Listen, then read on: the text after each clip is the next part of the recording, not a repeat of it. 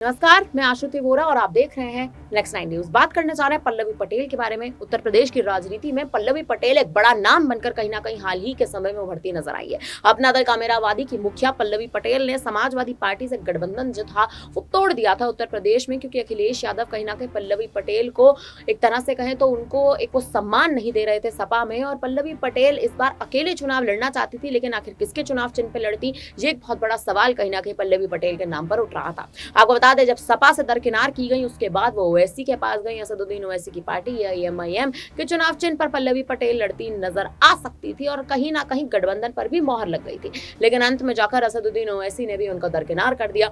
अब उपचुनाव में पल्लवी पटेल बड़ी भूमिका निभाती नजर आ सकती हैं। इसका कारण यह है क्योंकि पल्लवी पटेल अब रुख कर रही है मायावती का। जी हाँ, मायावती का रुख करती पल्लवी पटेल अब नजर आ रही है। बहुजन समाज पार्टी का एक तरह से रुख करती नजर आ रही है, और जिस हिसाब से इस बार मायावती ने इस लोकसभा चुनाव में करारी हार के बाद उपचुनाव में जो वापसी करती कहीं ना कहीं मायावती नजर आ रही है। मायावती ने ऐलान कर दिया है कि 17 की 17 सीटों पर अपने प्रत्याशियों को उतारती नजर आएंगी, और साथ ही साथ चंद्रशेखर आजाद जो इस बार नगीना सीट से जीत दर्ज कर चुके हैं, उनका कहीं ना कहीं उत्तर प्रदेश में दबदबा जो है वो कायम है। लेकिन मायावती का नाम लगातार चर्चा में है। कारण ये भी है क्योंकि उनके भतीजे आकाश आनंद की वापसी हो चुकी है बहुजन समाज पार्टी में, और उनकी वापसी के साथ साथ ही मायावती एक बार फिर से चर्चा का विषय बन चुकी है। आपको बता दें, बीएसपी की समीक्षा बैठक में भी आकाश आनंद का नाम लगातार चर्चा में बना हुआ था, क्योंकि मायावती ने आकाश आनंद को वापसी का रास्ता दिखा दिया था। अपनी पार्टी बहुजन समाज पार्टी में नेशनल कोऑर्डिनेटर का पद उनको सौंप दिया गया है। अब इसका मतलब ये है कि कहीं ना कहीं उत्तर प्रदेश में तो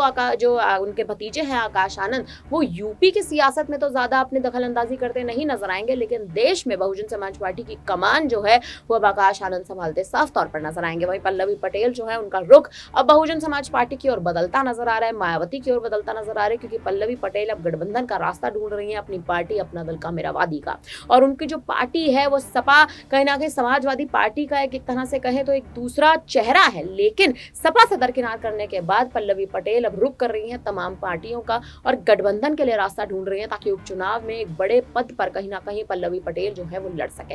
और न केवल उपचुनाव में बल्कि यूपी के 2027 के जो विधानसभा चुनाव है, इस चुनाव में भी पल्लवी पटेल एक बड़ा दाव चलना चाहती हैं, और इस दाव के लिए कहीं ना कहीं गठबंधन का रास्ता वो ढूंढना चाह रही हैं। लेकिन वो गठबंधन का रास्ता आखिर किस पार्टी के साथ ढूंढेगी और किस पार्टी के साथ गठबंधन करती नजर आएंगी, ये एक बहुत बड़ा सवाल है। और यह असमंजस की स्थिति जो है वो पल्लवी पटेल के और अपना दल कामेरावादी के खेमे में साफ तौर पर नजर आ रही है और गूंज रही है। सबसे बड़ी बात यह भी है कि अगर पल्लवी पटेल गठबंधन करती नजर आएंगी बहुजन समाज पार्टी के साथ, तो आखिर मायावती क्या उनको एक तरह से कहें तो क्या मायावती उनकी एंट्री करवाने में सफल हो पाएंगी, या क्या आकाश आनंद जिनको नेशनल कोऑर्डिनेटर का पद सौंप दिया गया है, क्या वो पल्लवी पटेल की एंट्री से खुशी जताएंगे या नहीं, ये बहुत बड़ा सवाल कहीं ना कहीं पल्लवी पटेल के गठबंधन के रास्ते में एक आड़ा भी बन सकता है। लेकिन अगर पल्लवी पटेल एंट्री करती हैं तो कहीं ना कहीं यूपी के उपचुनाव में आप अगर देखें तो रास्ता जो है पल्लवी पटेल का साफ होता नजर आएगा। फिलहाल अब इस पर आप क्या कहेंगे? पल्लवी पटेल की राह पर, गठबंधन की राह पर अब आखिर क्या अलग जो स्थिति है वो पैदा हो सकती है? इस पर अब आपकी क्या राय है? आप हमें कमेंट करके जरूर बताएं। बाकी तमाम बड़ी खबरों के लिए बने रहिए हमारे साथ, देखते रहिए